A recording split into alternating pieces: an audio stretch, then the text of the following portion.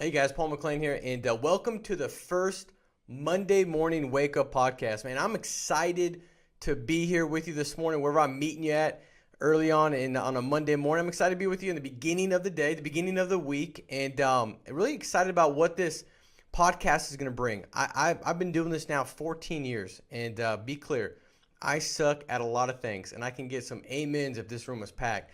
But when it comes to selling insurance, understanding how to becoming a consistent top producer, building a business, serving agents, hiring the right agents, kind of giving them the right guidance, feedback to build a business, mindset, thought process. I mean, these are some of the things that I've really kind of failed forward and understood over the past 14 years. And each and every Monday morning, man, we're going to bring that to you. We're going to do my best to serve you so that way you can go out and make this week the best week that you've ever had. And that's the goal, that's the desire. And I want to say thank you to you guys. I mean, if you're watching this, odds are you've served me in some different facet. You can say, Paul, I'm brand new. How did I serve you? Well, I remember what it was like being brand new, stepping into this business, 19 years of age, just wanting a shop, wanting a way to go out and provide for my wife and my kids and my family, and being kind of scared, like, hopefully this thing works out, because I didn't have a plan B.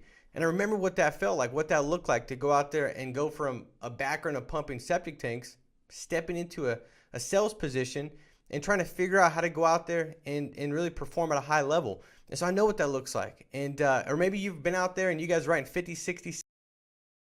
Well, it inspires me every month. It builds my belief that, man, I was writing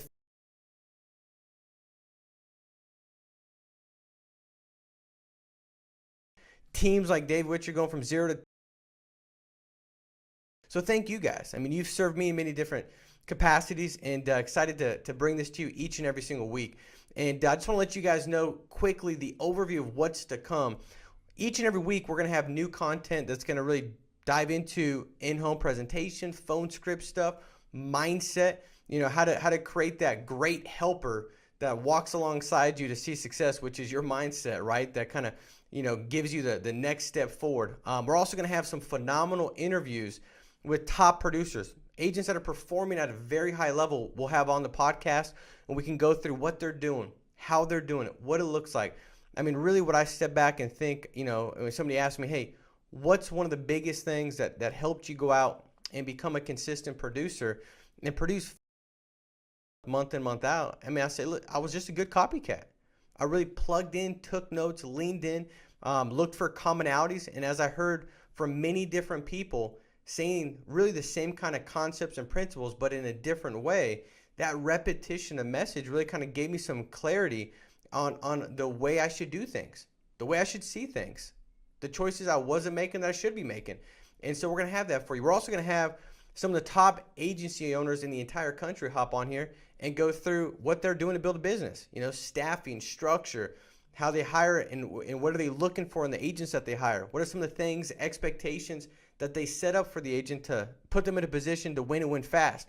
We're going to go through all that kind of stuff. And so each and every week, guys, I can just promise you my desire is going to be to bring in 30 minutes jam-packed content that's going to serve you and serve you well. And so today what we're going to jump into is how to really ensure that you actualize phenomenal results, you actualize the goals you desire in 2021. How do you make 2021 the most fruitful year you've ever had? It's kind of like, how can you go out there and if you plant a seed, you get like a tenfold harvest? And that's what we're looking to do, and we're going to break it down for you today and what matters most as you start the new year. And so before I get into that, I just want to remind you guys to subscribe so that way you don't miss any of the content that's going to be shared every single week. Also share this. I believe that, most people want to have a positive impact on others. I believe if you're watching this, you definitely are the person that wants to have a positive impact on others.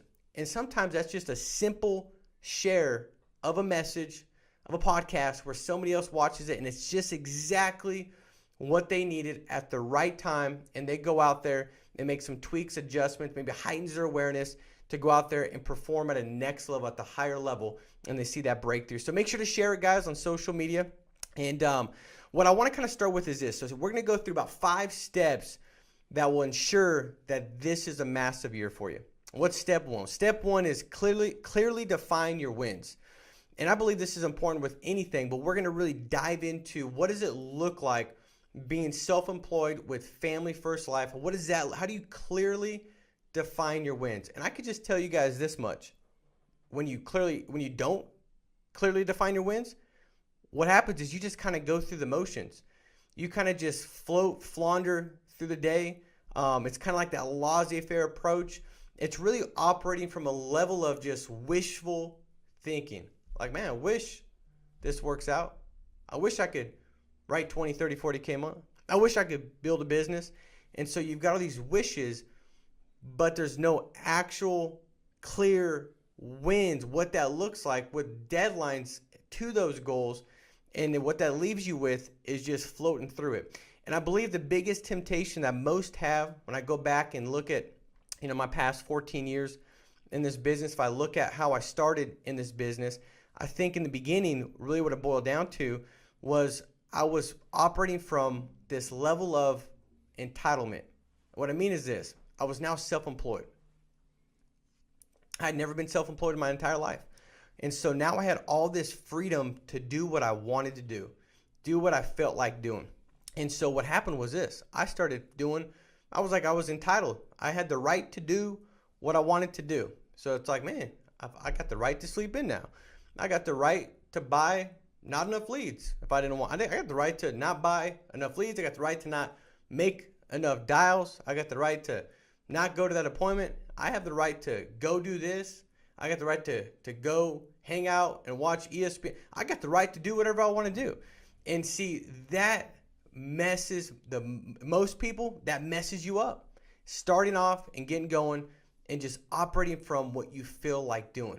And what that leads to is rights versus responsibility. And see, in this business, responsibility, as great as it is, right? I love what the word says, and the scripture says that, to whom is given much, much is required. If you're given the ability to operate your business, to plan your schedule, to put together your goals, to structure your week, if you've got the ability to do that, well, you've also now have got responsibilities to make sure that that's put in place. And so rights versus responsibility messes most people up.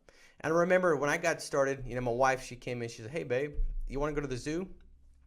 My father-in-law worked at the Los Angeles Zoo as a gardener. And so she's like, we get in for free today. And this is back 19 getting started. And I was like, "Sweetheart, did you forget?" And she said, what do you mean, what did I forget? I said, "Sweetheart, I'm the boss. I'm the business. I'm self-employed. I'm a business owner. Babe, of course I want to go to the zoo today." She said, "All right." And what she didn't realize at the time, and we figured out that, hey, self-employed means you're unemployed if you don't go do what you say you're going to do, or if you don't know what to do and you've got all this white space. That usually leads to you making the wrong choices, the choices that leave you doing what you feel like doing, which is going to the zoo, opposed to dialing the phones. And I was like, "Sure, I'll go to the zoo." Babe, by the way, I'm self-employed. And I remember almost kind of having that, like, I could do what I want to do. And that thought will mess you up. It'll really mess you up. And so you really kind of have to start with a list of no's.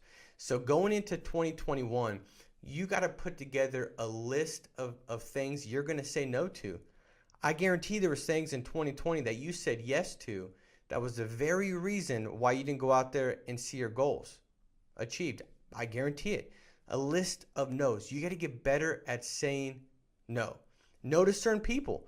When I got started, one of the biggest breakthrough moments I had was really changing the association of the people that I had around me. Nothing wrong with it. I'm not going to badger them or anything. But when I asked myself, are all these relationships leading to me becoming a better person as a business owner? Understanding how to deal with my finances better, understanding how to be a better husband, a better parent, if it wasn't a yes, then I realized, man, that's just wasted time. That's a big wasted time expenditure. And so I had to stop back and say, I'm gonna start saying no to all these phone calls, and that made a big difference. What I realized in that no, which was probably one of the biggest no's that I had, and I think when I talk to a lot of agents, they say, "Man, I just stopped going out and hanging out with that crowd because that crowd usually, led me to being tempted to drink too much, sleep in. That crowd tempted me to say yes to Monday Night Football every Monday night. And, man, I should have been dialing. But, like, man, come on over. And then I'm like, well, man, I'm self-employed and I want to, yeah, I'm going to go. Maybe that crowd leads to that. But the moment I said no to that, things changed. Because what I realized was I was plugging into the meetings, I was plugging into the calls. I was like, man, this business has got to work. And then every time I got around those same association, the same group of people, I would drop my level. Because guess what? I was growing, but they saw me as a certain Paul, right? I was the guy that hung out, hang out with, on the weekends, do it, watch the game, drink with them, all these kind of things. That's who I was to them. And so guess what?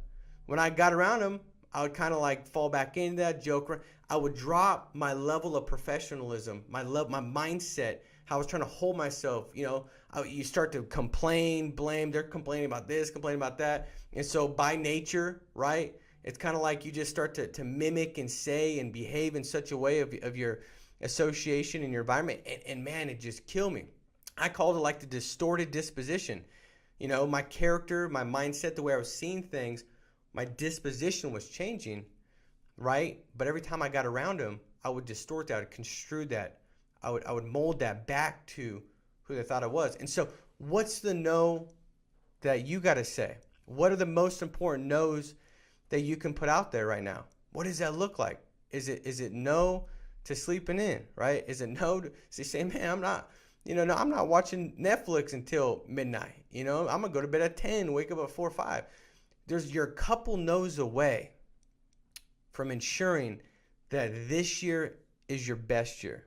You're a couple no's away from it really seeing everything start to change and grow the way you want it to grow. And see, the big difference is once you start to do that, you start to build this reputation with yourself that says, man, I do what I need to do, not what I feel like doing, right? A couple things that helped me out is anytime I was tempted to do what I felt like doing, which is so easy being self-employed because you can actually do whatever you want to do, is asking myself, if I do this in an hour, how am I going to feel about it? So meaning that if I'm waking up, I said my goal is to wake up at 5 a.m. and my alarm clock goes off, starts going off. My man, I'm going to hit snooze.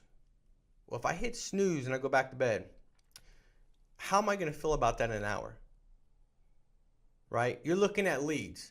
You got, you ever had like your finger, so all of a sudden you got like, it's almost like you got Parkinson. You can't push by. You're like, I don't know if I'm gonna think about it, right?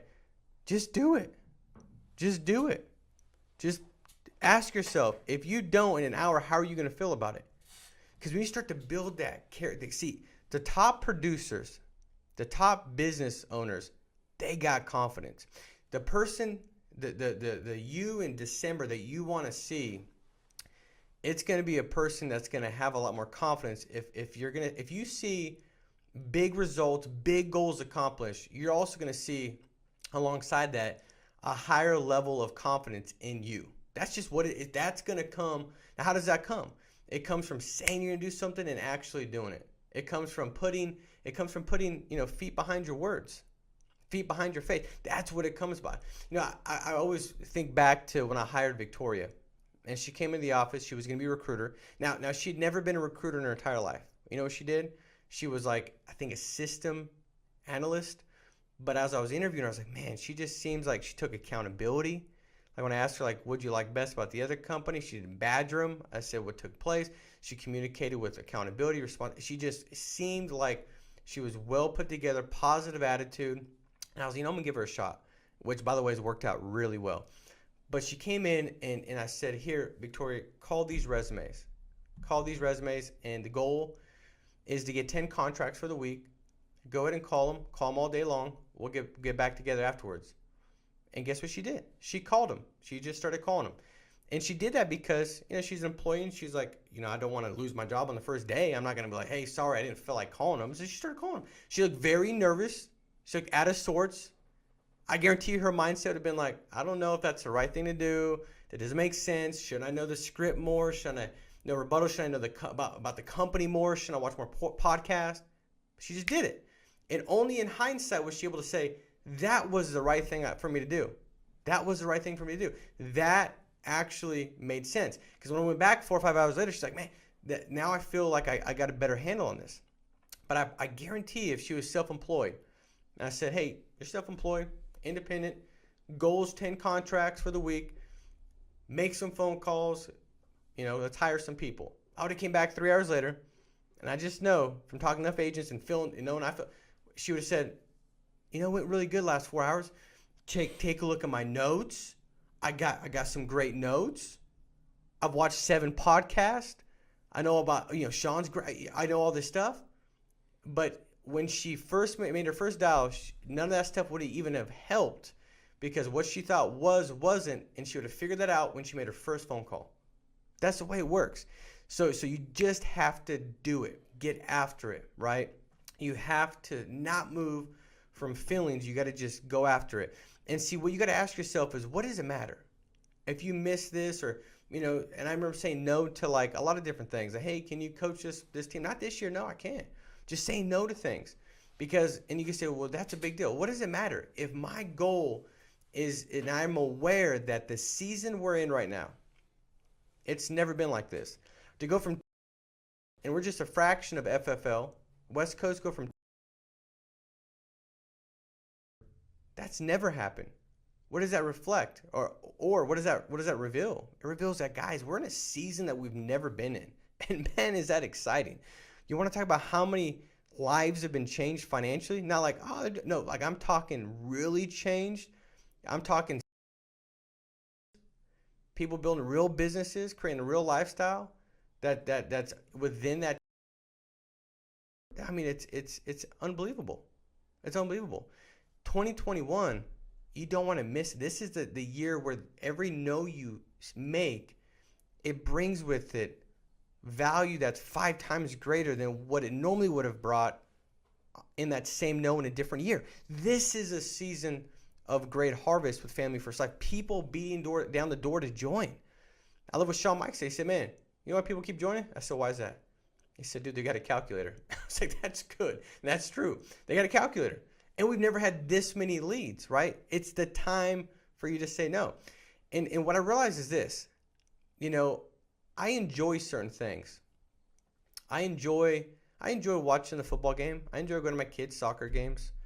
I'm going to enjoy watching Super Bowl. I enjoy certain things. I enjoy a good meal. I enjoy going out there. I enjoy things. But my joy is not in what I enjoy. My joy is doing what I say I'm going to do. My joy is my priorities. That's what my joy is. My joy is found in my priorities. Saying, hey, I'm gonna stick to dialing at 7:30 a.m. I'm gonna get after it. That's where my joy comes from.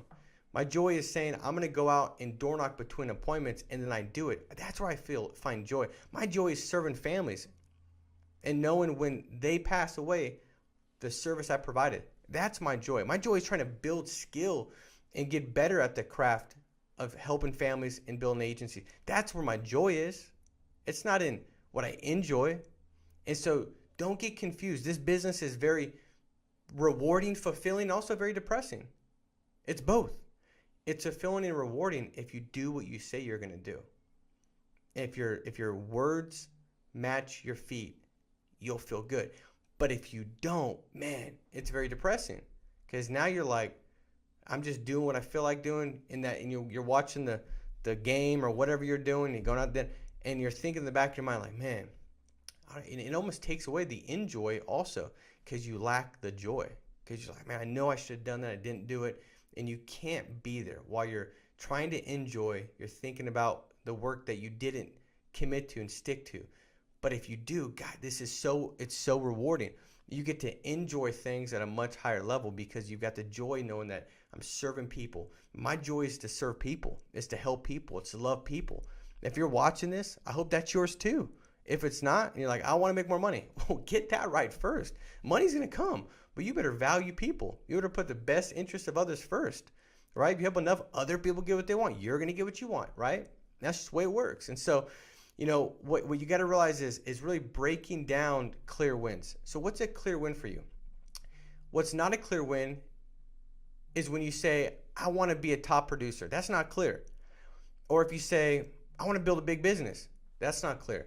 But if you say, I want to issue pay 30K a month. I want to issue pay 40K a month. I want to issue pay 20K a month. If you say that, oh yeah, then you can be, now you got some clarity. If you say, I want to build a big business, that's not clear. But if you say, I want to post on social media, share the good news 3 times a day. If you say, I'm gonna have a staff by this day. I'm gonna have my first admin come February 1st. That's clear. If you say, I want to get in better shape, that ain't clear. That is not gonna move you, right? That's gonna, you'll be distracted by everything. There's no clarity. You have no point of focus. But if you say, I want to run 3 miles a week, if you say, I want to lose 10 pounds in the next 30 days, that stuff is clear. Now you've got clear wins, and you need clear wins because you need to know when you're doing a good job. That's where fulfillment also, knowing that, hey, I did what I said I was going to go out and do. So what does that clear win look like for you, right? Having specificity. Maybe for some of you, you read a blog like I did a while back that scared me. It's about lottery winners. They said like 70 or 89, some crazy amount of lottery winners, they go bankrupt after like 12 months. And I was like, that's crazy. Well, it's because they're not growing themselves. They don't know how to attain that. It's a thermostat situation where they're just going right back to the degrees that they're set at. If that degree is 100 grand a year, they just figured a way to get rid of it until they get back to 100 grand or that degrees. It's like they get hot, the window opens, thermostat kicks on, it brings it right back. And so maybe your goal is to develop, to get better, to grow. You say, I want to personally grow. Well, what does that look like? Specific, clear wins. I'm going to read a book a month. Well, that's clear. That you can move from. I want to read this to you because this is the thing. You can't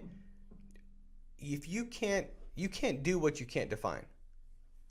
So if you can't define it, you can't do it.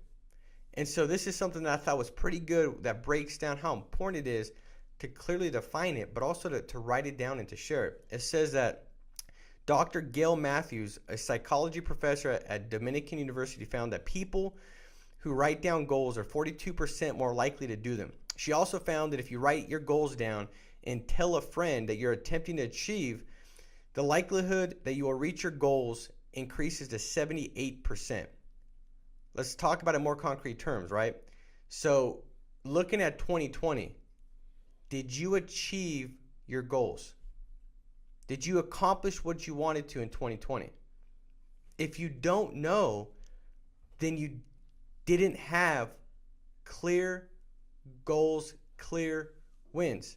You didn't define it. Maybe you just drifted, kind of existed, floated, survived through the year. So we need to clearly write down and structure the activity to accomplish them. So point number 2 is structure. We have to give good intent structure. Clear wins. So now we've clearly defined them. Now we're going to put the structure in place to ensure that we know what to take, what steps to take, when to take them, and what it looks like to cross that path from this is where I'm at and this is my clear win. How do I get to my clear objective win? What does that look like? So let's break it down, right? I like this example, because it hits home for me. I don't know if it hits home for you, but a lot of kids, especially in California, they had this Zoom, right? They've been doing the at-home learning. What I realized really quickly was that at-home learning, you needed some structure. Now, I got 4 kids, so we've overproduced. And so, my wife's trying to, teach the kids, get them on Zoom, get them off Zoom. And what I realized is, without this structure, my 13-year-old, I went in a room and the other day I was like, what are you still sleeping for? You got school in 2 minutes. Like 2 minutes. She said, oh, I don't know, Dad. I didn't wake up. Well, I can tell you what, I didn't have to wake her up for school before. Now I go in there and I got to wake her up because it's not structured. It's like, get on at this time. And by the way, she rolls out of bed and she's doing her Zoom and she's got her sweatpants on and she's got a nice shirt because they only could see the upper part. And she does her Zoom in bed. I'm like, what are you doing? There's no structure. And that was my fault because I didn't say, hey, you got to get to bed, so we're going to do it. I didn't provide that structure. So she's just kind of going through the motions. Like, I could get away with, I can get away with just hanging out. And what she doesn't realize is that which is unseen, sweatpants, sitting in bed, being lazy, that which is unseen is more detrimental psychologically than that which is seen, which is her nice, shirt she's wearing that they can see. Because she knows she's wearing sweatpants. And I wonder if you've had that show up in any area being self-employed in the past 12 months or in the past couple months, maybe it was last week, where you kind of, what can I get away with? And you didn't realize how detrimental that was for you to go out there and see the success you want to see. So you got to provide structure. And you look at the prison system and how many people go into the prison system and they go in and they get structure. This is when you got to go to bed. This is when you got to eat. This is when you go to the yard. This is when you wake up. Everything's structured. A lot of times they'll rehabilitate and they're in great spot mentally and they're ready, but they go back out to society. There's no structure provided, and they run back to where the structure is. They end up committing a crime to get back to that which was structure was provided. We all long for structure. And you don't want to be the person that's back in a job, working a job, because you didn't have the structure. You didn't put the structure in place for yourself to go out there and ensure that you could be successful in this self-employed world. And so ambiguity is the enemy of accountability. Ambiguity it's the enemy. Unclear, fogginess, that's the enemy of accountability. And self-accountability, that's the key to success. So you got to reverse engineer it. Well, how does that look, Paul? Well, you say, I want to write $20,000 a month. Well, you've got a ratio, and you can take confidence in your ratio. What does that mean? Well, if you ran 20 appointments a week, you could say, and let's just say you wrote 10,000. You divide 20 appointments into 10,000. Every time you book an appointment, it's 500 AP. It doesn't matter if they no-show, cancel, don't show up, reschedule. Doesn't matter. Every time you book an appointment, that's 500 AP. That's the way it works out. So let's just say you sat with 15 of the 20. 15 divided by 10,000. Every time you sit with a client, even if you don't sell it, that's worth 750 in AP. What if you close 10? 10 divided by 10,000, that's 1,000. Every time you help the client, that's 1,000 AP. So you've got a ratio. Now, if you're brand new, you just want to go fast. Don't worry about a ratio strategy. Just get a bunch of leads and make some dials. Get through your first 100 appointments as fast as possible. Why? On the other end of the 100 appointments, you're going to have a ratio. And then you can build confidence in that ratio. I can't tell you how many times I've got a national convention, which, by the way, there's 7 of them coming up. You want to have that planned and scheduled. That'll make a massive difference in your business. But I come at a conference and the agent says, man, Paul, I don't suck that much. I'm like, well, I never thought you did, but why do you say that? Well, that guy on stage, John Wimmer, or this they were breaking down the ratio. They were writing 500 grand last year. And dude, I did the math, and I actually write more per appointment than they do. All they're doing is they just get more leads. I'm like, go figure. What an aha moment. But hey, they go out and they start getting more leads, booking more appointments, because now they got some confidence and they realize that their numbers are numbers. You can't beat them. They can't beat you. And they go out there and they hit Hall of Fame. That's happened more times than I can tell you guys.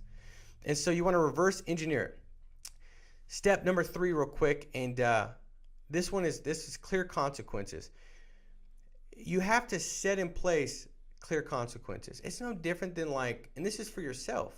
If you're working with an employee, you owe it up to them to let them know what a clear win looks like, and also what the consequences are. And if they obliterate it and they just kill it and they destroy and they have a massive win, usually there's a bonus in place. Maybe you give them a bonus. Maybe they get a pay raise.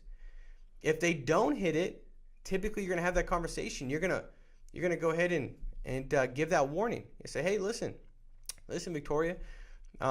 These are the clear objective goals that we need to accomplish. This is what we have to do, and we've got to get there. Right now we're at 5 contracts, and the goal is 10 contracts. And I believe unequivocally that you can definitely do that. If I didn't believe that, I wouldn't be talking about it. I would just be enforcing the consequence of termination if we can't get there. I know you can get there, but we've got to get there. And you have that conversation because you care enough. You don't just walk and say you're fired. You didn't give them that clear, hey, this is what's going to take place.